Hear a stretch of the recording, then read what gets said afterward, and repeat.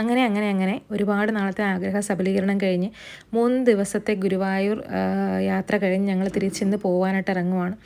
ഞങ്ങളങ്ങനെ റൂമൊക്കെ രാവിലെ തന്നെ വെക്കേറ്റ് ചെയ്ത് താഴെയുള്ള ഹോട്ടലിൽ കയറി ബ്രേക്ക്ഫാസ്റ്റ് കഴിക്കുകയാണ്. സെയിം നമ്മൾ ഫുഡ് കഴിച്ചുകൊണ്ടിരുന്ന പഴയടം റെസ്റ്റോറൻറ്റിൽ തന്നെയാണ് ബ്രേക്ക്ഫാസ്റ്റ് കഴിച്ചത്. നല്ല ചൂട് ഭൂരി ഞാൻ ഓർഡർ ചെയ്ത് ഭയങ്കര ടേസ്റ്റി ഫുഡും നല്ല കിടിലൻ സർവീസും ഒക്കെ ആയിരുന്നു കേട്ടോ അവിടെ മൊത്തം. അങ്ങനെ ഒരുപാട് നാളത്തെ ആഗ്രഹം ഞങ്ങൾ ഗുരുവായൂരപ്പനെ കണ്ട് തൊഴുതു. മോളുടെ അരങ്ങേറ്റം അവിടെ നടയിലെല്ലാം കഴിഞ്ഞു.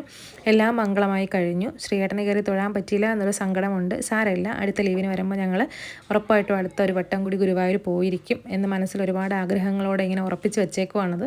പിന്നെ എല്ലാവരും പറയുമല്ലോ, ഗുരുവായൂരപ്പനെ കാണാനും ദർശനം കിട്ടാനും ഒക്കെ നമുക്കൊരു സമയമാവണം, നമുക്കൊരു യോഗമാവണം, എന്നാൽ മാത്രമേ നമുക്ക് പറ്റുള്ളൂ പോയി കാണാനെന്ന്. അങ്ങനെ മനസ്സിനെ പറഞ്ഞങ്ങ് ആശ്വസിപ്പിച്ചു. സമയമായിട്ടില്ല, അടുത്ത വട്ടം വരുമ്പോൾ എന്തായാലും ശ്രീയേട്ടൻ ഉറപ്പായും ഗുരുവായൂർ പോയിരിക്കും എന്നുള്ള പ്ലാൻ ചെയ്ത് വെച്ചേക്കാണ് കേട്ടോ. അതുകൊണ്ട് പുള്ളി മടക്കയാത്ര ഇനി ഒരു 4-5 മണിക്കൂർ ട്രെയിനിൽ തന്നെ ഉണ്ടല്ലോ. അപ്പോൾ പിള്ളേരെന്തായാലും തിരിച്ചു പോകുന്ന സമയം അങ്ങ് അടിച്ച് പൊളിക്കുമായിരുന്നു.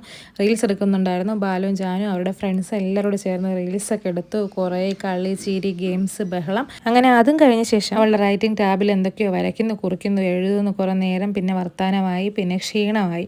അങ്ങനെ ആകെ മൊത്തവും നല്ല ഒരു ഭയങ്കര എക്സ്പീരിയൻസ് ഉള്ള 3 ദിവസങ്ങളായിരുന്നു മകളുടെ അരങ്ങേറ്റം ഗുരുവായൂർ വെച്ച് നടന്നപ്പോൾ. അങ്ങനെ ഹസ്ബൻഡിനോടൊപ്പം ചെറിയൊരു വെക്കേഷൻ കിട്ടി. ആ വെക്കേഷൻ നേരെ ഗുരുവായൂരേക്ക്. മകളുടെ അരങ്ങേറ്റവും കഴിഞ്ഞു. എല്ലാം കൊണ്ടും സന്തോഷം നിറഞ്ഞ കുറച്ച് ദിവസങ്ങൾ. അപ്പോൾ അത്രയേ ഉള്ളൂ. Tata, bye bye.